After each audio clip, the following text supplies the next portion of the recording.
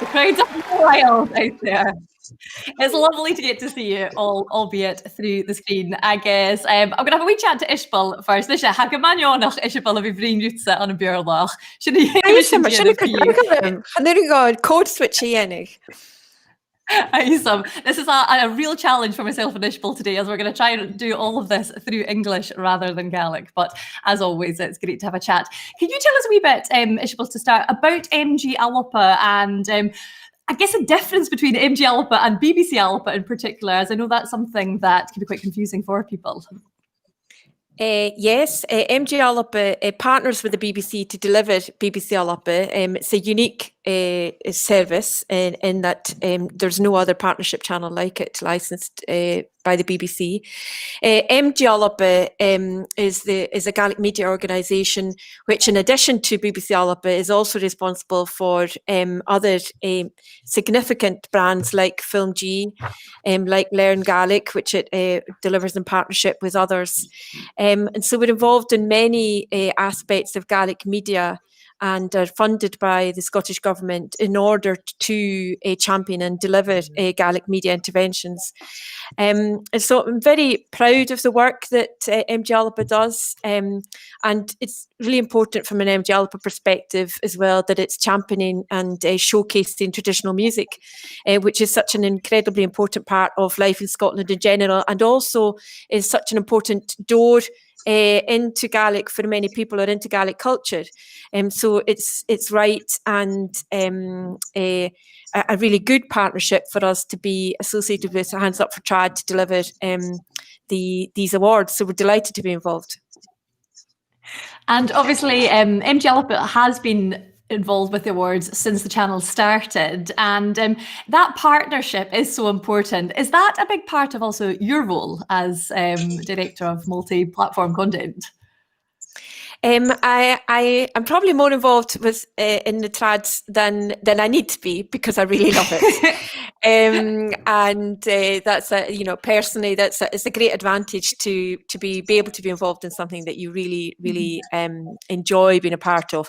So strategically for the organisation, it's really important, as I was saying, for MG ALBA to be associated with traditional music, which is world class, innovative, all the kind of values that we see associated with Gaelic and we see associated with traditional music. We're really delighted to be able to be closely involved in that. So I think that answers your question. And I have to apologise because there's banging going on in the background. We're getting there's some work going on now, so I'm really sorry about the noises. This is the glamour of working from home and broadcasting from home. Also, you're really expecting everything. You're getting my Christmas decorations in the background, whether you like it or not. So I'm sure I'm very impressed you've got your Christmas decorations up. If I turned this round, you would see there's a little bit of tinsel and lots of old shoes. What more could you ask for, really, with that? Now, obviously, the Trads is one of the most important events in the traditional music calendar. It isn't happening this year, but it is online in a couple of different formats. Can you tell us a wee bit more about the programmes that you have this year? So we've got kind of two key programmes, and one is about the Hall of Fame, which is a really wonderful way to recognise the kind of real depth of networks across Scotland, where people are giving voluntarily of their own free time and their experience to bring on the next generations. And I personally love that aspect of the Trads, that the Hall of Fame recognises the incredible voluntary efforts and community efforts to ensure future innovation and ensure the integrity of trad music. So there's a showcase programme for that. And then also going on to the awards themselves, which will be on the 12th of December. And I think it's really lovely. It's testament to everybody's creativity all round that we've got a fantastic TV programme that will be complementary to the live stuff going on during the day, showcased by Hands Up for Trad. So we've got brilliant programmes coming up, and it's just something we're really proud to be associated with. I know I probably sound like I'm repeating myself, but I personally love sitting back and watching and enjoying just the incredible combinations, the incredible arrangements, the serendipitous arrangements, and just love seeing what people are going to do and seeing what kind of turn things can take next, because every single year we see people just outdoing themselves again in terms of the quality of the output. And this year, although it's been testing and particularly testing for musicians and those involved in the arts, I think we've seen real innovation and real and no compromise in quality. And so we're delighted to be able to continue to support and showcase that. And I think that is one benefit in some ways of this pandemic. Everything has shifted online. You know, every organisation is having to work a wee bit differently. And obviously the Hall of Fame has always been a really important part of the trads. And if you are there on the day, there is a reception, there's the wonderful gallery showcase of the awardees. But actually this year, it's given an opportunity as a programme in itself to showcase these people and reach a bigger audience, particularly those who maybe don't get to the event itself in person. That's right. I'm delighted that these people are getting that kind of recognition and getting recognition in the broadcast programme. So it's a really exciting part of how things have evolved this year. So delighted to see that. Yeah, and it's been lovely actually watching. I've always found that I'm watching so much more at home in lockdown because I'm not able to go out anywhere else, and seeing MG's output, particularly with the Astay project, where people are bringing you into their own homes and showing what they've been doing. I found that really inspiring because we're all coping with this in a different way, and the creativity out there has just been phenomenal. Yeah, and I think you're right. The creativity has been phenomenal. People are sharing, and it's democratized lots of parts of life. I think, you know, that we're able to share more openly, and I'm really delighted that BBC ALBA was able to show that and to show, because our audiences, it's like sharing part of our audience's experience, and it's really important as a channel that is close to its community that we're able to do that, irrespective of where in the globe people were taking part or experiencing their own particular lockdown, and also so sharing the audience's experience, but also about how people were coping. You know, I personally loved the Agnes Rennie's contributions from her polyclub. Oh, she was amazing.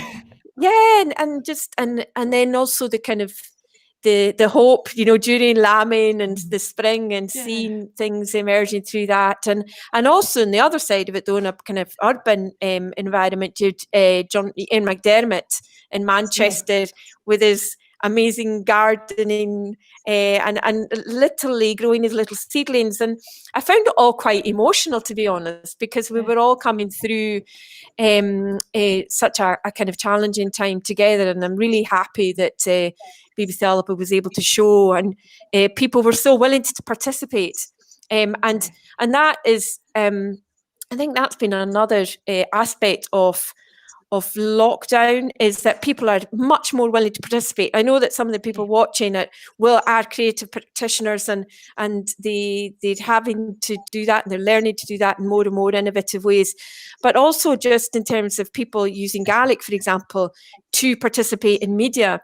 And that's it. It's something that we've been looking at for quite a long time and seeing how can we encourage it. And it's wonderful to see the growing confidence of everybody, whether it's in the music or just using Gaelic in general, to create their own content. And I think that's an incredibly valuable part of the changes that we've seen.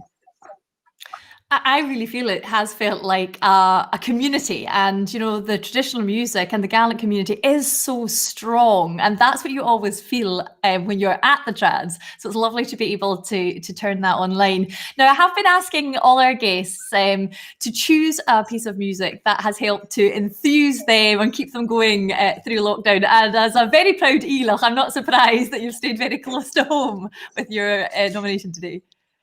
Yeah, I've chosen a great tune written by the amazing Fraser Shaw, who is sadly no longer with us. And Fraser wrote many fantastic tunes. And this one is Graham Allison's Introduction to Traditional Music. Now, I was a good friend of Fraser, and I'm a very good friend of Graham Allison, who, as many people will know, is the proprietor, along with his lovely wife Isabel, of the Port Charlotte Hotel in Islay.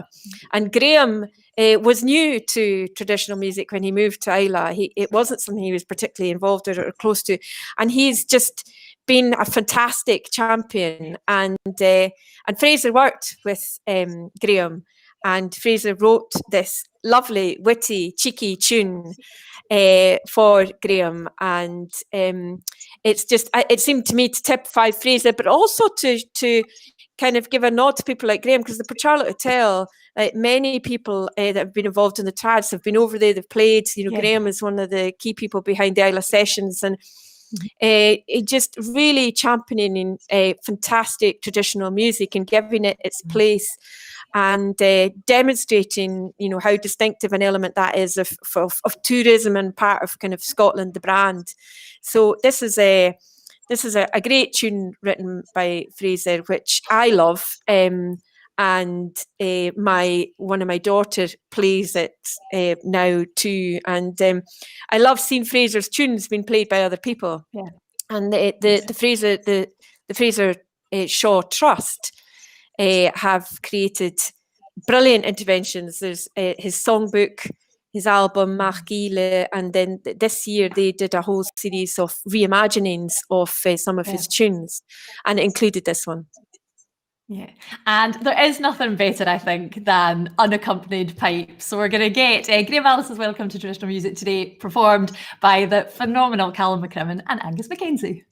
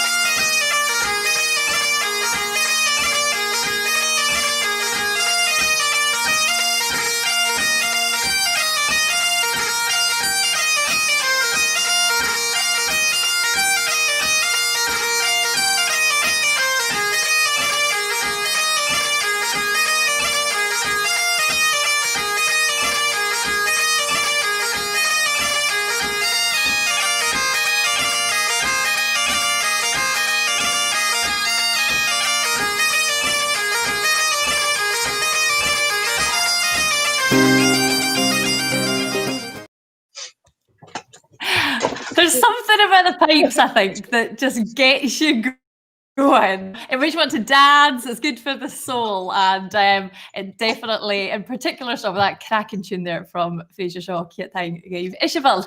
Nisha, I'm going to keep on the piping track here and turn to Gary West. If you don't know what Gary looks like, you'll definitely know what he sounds like. Phenomenal musician and broadcaster, as well as an educator. How are you doing this afternoon, Gary? I'm very well, thank you. A face for radio, as they say. Yes. So. I don't believe it at all. Yeah, I'm very well, thank you. And it was great to hear that music. Fantastic. It's good for the soul, isn't it? There's just something there that touches you. I'm sure as a piper, it gives you an even bigger thrill. It does, yeah. And obviously I spend a lot of my time listening to pipes and playing pipes, but you can never get enough of them. So, yeah. Hear that. Yeah, I think so indeed. Now, obviously, you're here as vice convener of the Gordon Duncan Memorial Trust, which has obviously been doing a power of work over the years. Can you tell us a wee bit, though, about the trust and the different initiatives that it's organised and involved with? Sure, yeah. So the trust started really by Gordon's family. Gordon passed away in 2005, which is hard to believe. That's 15, 16 years ago. And Gordon's family invited several of us who knew Gordon well. I grew up with Gordon, actually. I learned to play with Gordon, to get together to form a trust in his name, to basically, well, partly to keep his memory and his music alive, although I think we found over the years we don't have to do an awful lot of that because his tunes are so popular anyway. I was just thinking that, of all the trad awards that have been every year, I suspect there hasn't been a year where at least one of his tunes hasn't been played live at the awards, which is lovely. So, we didn't have too much work to do to keep Gordon's tunes and his memory alive. But what we really wanted to do was to raise funds in his memory, which could then be invested back into traditional music, especially amongst for younger people. So the trust was set up just a couple of years or a year after he died. So we've been going for quite a while now. And basically, well, one of the big projects that we funded for a long time was the Gordon Duncan Experience, which was a kind of trad big band based in Perth for young people, not just from Perth, they came from all over. So that was great to get that going. But we also fund all manner of things, people, individuals or organizations, just to give a little bit of funding here and there. It doesn't have to be a huge amount, sometimes just to help people maybe get to some, get tuition or get travel to somewhere to go and learn, or sometimes bigger funding to go overseas. It's really quite wide in terms of, what kinds of things we would consider, and we do both individuals and organizations. So there's now I was just having a check there, and I lost count about 200 awards that we've given so far. It's much more than that, and that's great. Just modest amounts, as I say, sometimes that will allow somebody maybe to be able to do something that they couldn't have done if we weren't able to help. And this year in particular, obviously we knew that a lot of musicians and artists would be struggling through the lockdown with lost work. So quite early on, I think April or May or thereabouts, we got together and decided that, we'd try and help people if we could in this year of all years. So we were it was quite interesting. To begin with, we kind of thought, well, we'll just carry on the general awards, but people seemed reticent to take money for nothing, as it were. So we invited people to do a video performance of one of Gordon's tunes and record it, which we then put up on our website and elsewhere, and that became very successful. So again, we've quite a few dozen people who have benefited, again, just from a few £100s that might just help them pay the bills for a month or two. And again, it's all about getting Gordon's music out there and perhaps reaching some people who maybe didn't know about it before. So that's what we do, and we've been delighted to sponsor one or other of the categories for quite a long time now at the Trad Awards too, and we're doing that again. So yeah, that's what we're all about, really. Yeah. Yeah, it's amazing both the direct and indirect effect that these opportunities have had, and definitely in lockdown. I mean, I've been loving the online output and seeing people's creativity, and just being reminded while you're here of these tunes, of the music. It's been so important. And actually, it's interesting that your category at the Trad is one of them that's slightly different this year, that has been adapted to our new situation, as it were, as you're sponsoring the online performance of the year. Yeah, we very much wanted to do that because, it's just been so important and so good that people have stepped up to the mark, really, and done things. Now, many people have been, doing performances here and there, and but I suppose the short list of the awards, which is fantastic, are those who have and who week in, week out, or day in, day out, are going to give you something very special online, either in their homes or out and about in places. And we felt very much that that's very kind of in the spirit of what we want to be doing with the Gordon Duncan Trust. It's, some of them are, well-known professionals. Others have stepped up and maybe appeared, when we haven't seen them so much live, as it were. And so there's a whole wide spectrum of people, and they've been fantastic. A few comedians have appeared as well that we didn't know. people I who think have, that's what we're saying all the way along. It's the differences that are coming out because of lockdown. You know, people are having to you know, adapt to their situation, and it's wonderful to see sometimes a different side of folk. Absolutely, absolutely. And yeah, I mean, there's you can just see people developing each week. They think, right, first couple of weeks I'll play some tunes. Next time, oh, I'll put a silly hat on, and then before you know, they've adopted an entire persona of somebody else or whatever. There's a lot of that going on, and I think there's one or two in the shortlist who are of that kind, and others who just do what they do but do it so beautifully. So yeah, it's been a real revelation, but I think so important for the performers themselves to just, you know, have a focus, I suppose. But for those of us who are tuning in and watching this, when we can't get out and hear music, you know, there's so much happening, and I think it's been wonderful. So yeah, we wanted to be associated with that, so we're delighted to be sponsoring that particular category. Yeah. Yeah, no, it's really, really important. And we've been saying all the way through the programme and in previous programmes, you know, everything is turning online, you know, a different format this year. And as I was saying to Ishbel earlier, the great thing is that, you know, we are getting the opportunity sometimes to showcase aspects that we wouldn't give, and having the Hall of Fame on as a television programme, actually coming into people's homes is so important. I did hear on the grapevine that there might be some familiar faces appearing in the Hall of Fame this year. Yeah, I hope so. I'm hoping I won't get into trouble, but I'm just going to tell everybody right now that Gary is one of this year's newest inductees. So congratulations, very much deserved. You've done a power of work over the years. Thank you very much. Yes, very, very honoured to be receiving that, and just since I'm representing the Gordon Duncan Memorial Trust, just a reminder that is an amazing family, because when you think about it, 3 members of Gordon's family have all been inducted. So Gordon himself, posthumously, sadly, his brother, Pipe Major Ian Duncan, and of course the patriarch of the family, Jock Duncan, the great Jock Duncan, who's still with us. And Jock must be, what's Jock now, 95, I think, wow. And one of our great tradition bearers. So yeah, you know, when you look at the quality of people that have been honoured in that way, it's a great honour. Yeah, absolutely. Yeah. Indeed. And I've been asking everybody to choose a piece in lockdown that has kept them inspired. And no surprise, you're staying in a piping vein. I had to really, but although I'm a frustrated singer too, so I love a lot of song and dance. Join the club. Yeah.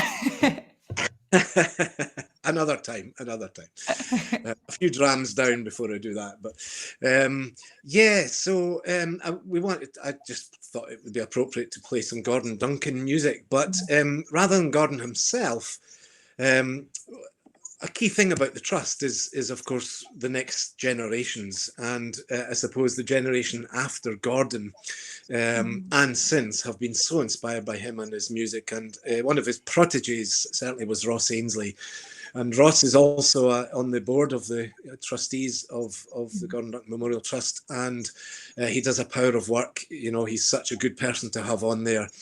So, you know, because he's got so many contacts and he's just such a brilliant musician as well. So, yeah, I chose Ross playing a few of Gordon's tunes live in Aberdeen a couple of years back. So, yeah, that's what it is. Piping through and through. Yeah. What else could you want?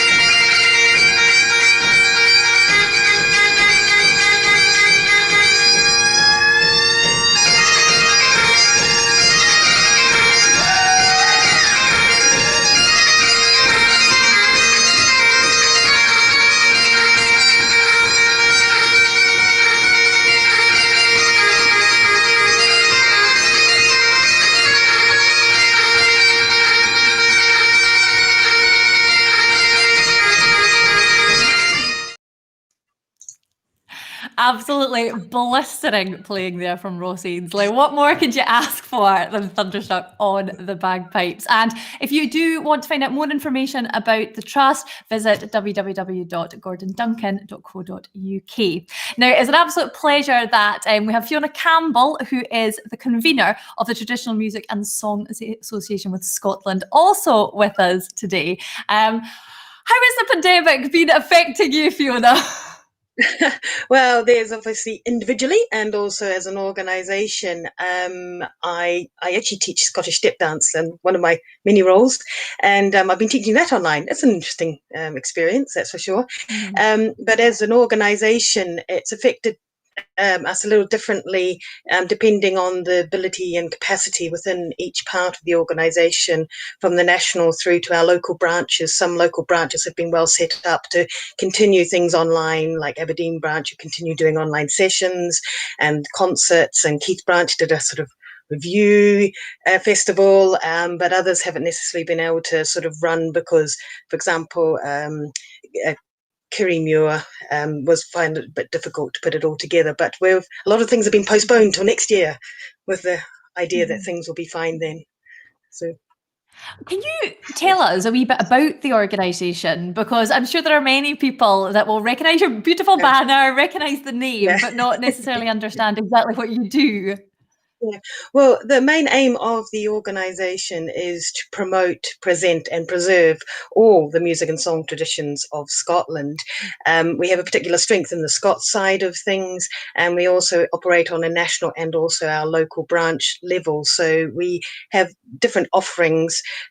So from the national side of things, we do like the TMSA Young Trad Tour, which people may know the competition of the BBC Radio Scotland Young Traditional Musician of the Year Award. And that we take the winners and the finalists from that and put them together in the sort of year group and give them a chance to work together, record, and then ideally tour when there isn't a pandemic happening. We've done things like a big session programs, trying to encourage people at the grassroots to sort of take part, as well as also engender people to have the opportunity to make some money, hopefully. And also we put together the TMSA event calendar, which has our own events, but also up to about 50 or 60 other organisations, and promote them collectively across the world, you might say, as well as also just locally within the UK and of course Ireland. So. And it really has been that, you know, musicians, organisations have been affected across the board, you know, from professional level all the way down to grassroots. But you have been working hard throughout this time to try and encourage something at every level to be kept going, haven't you? Yes, well, obviously the volunteer effort, as been mentioned already, is really key to the traditional and folk scene. Without it, I mean, it just wouldn't be there, and a lot of the opportunities for professional people trying to make a career out of it, just wouldn't be there. So again, it's come down to whether people have been available, because some people have been self-isolating, not necessarily been able to travel in the same way, but where people have had the skills and the time and knowledge to have been able to do things online. But again, that's one of the things that I know we've been discussing, you know, sort of, there's an organisational side of things, you know, across networks, about how we can strengthen those skills and capacity within the country. So if this continues longer, or there's other ways to distribute information and opportunities to see music as people and hear music, as people have been talking about already as well.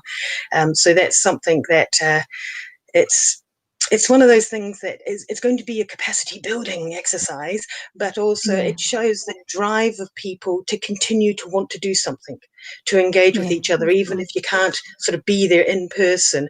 Can we still sing somehow, play together, have those jokes together, dance if you can together, because people are missing that contact. Oh, I mean, it's so much of it is about community and interaction with other people, and meeting like-minded folk and just enjoying the music and the language and the culture. And I have to say, I mean, I know that the work that you do is in a voluntary capacity, and like so many boards and organisations across the board, you really have had to turn around a totally new programme, but do it in a voluntary basis on top of all your other work. And I do think it needs to be applauded, just that effort that has been put in to keep organisations afloat and to enjoy the best that you can of a different and difficult situation.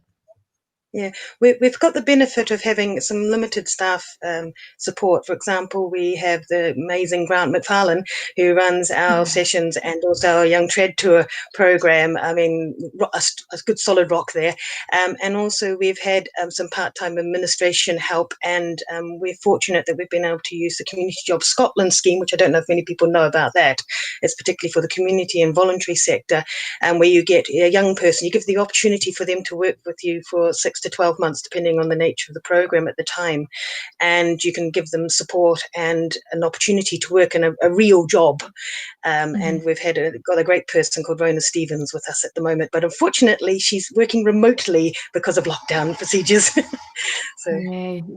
Have you seen that across the board for particularly new starters and young people this year? It's been really tricky, but they're very resilient and have been doing a phenomenal job. Now, I know you mentioned earlier that you're involved with the tour and the album for the winners and the finalists of the Young Traditional Musician of the Year Award. This year, quite a different slant on things from your side.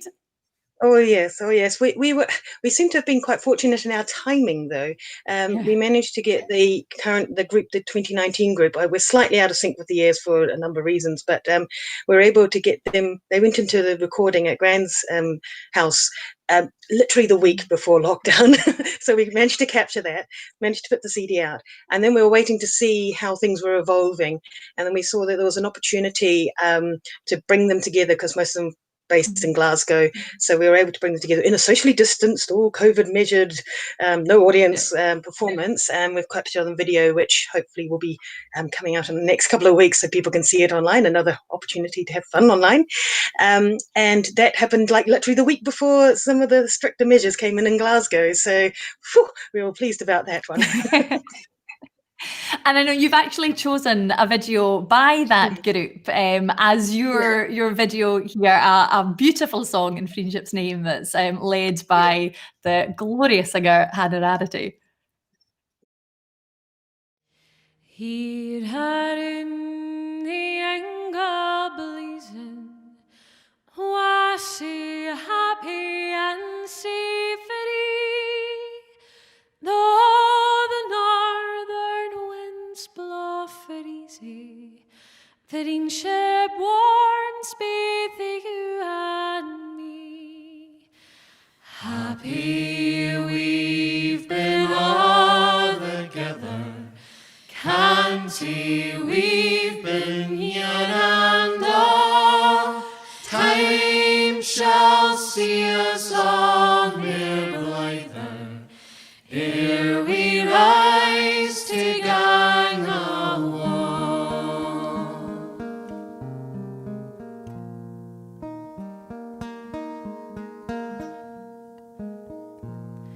See the miser o'er his treasure gloating we are greedy. What can fill his woes with pleasure, as a rudeness here we see? Happy we've been all together, canty we've been young and all. Time shall see us all mere blither, ere we rise to gang a wall.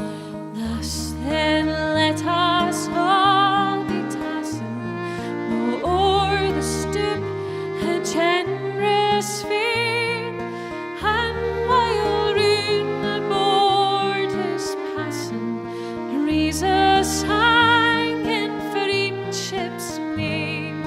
Happy